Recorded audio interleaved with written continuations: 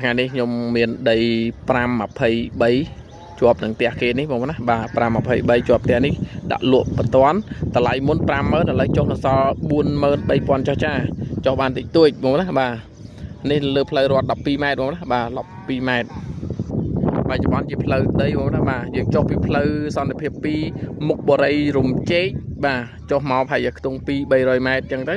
មកដល់ទីតាំងដីតែម្ដងហើយនៅគីនឹងសាលារៀនបឋម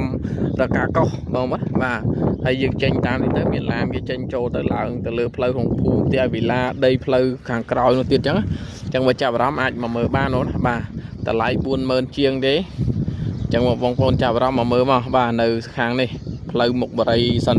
សន្តិភាព2នេះគឺបរិយរំជែកបងប្អូនណាបាទយើងចុះពីផ្លូវសន្តិភាព2មកអញ្ចឹងចាប់អារម្មណ៍កុំភ្លេចតំណែងរបស់ខ្ញុំតាម Telegram ខាងលើ link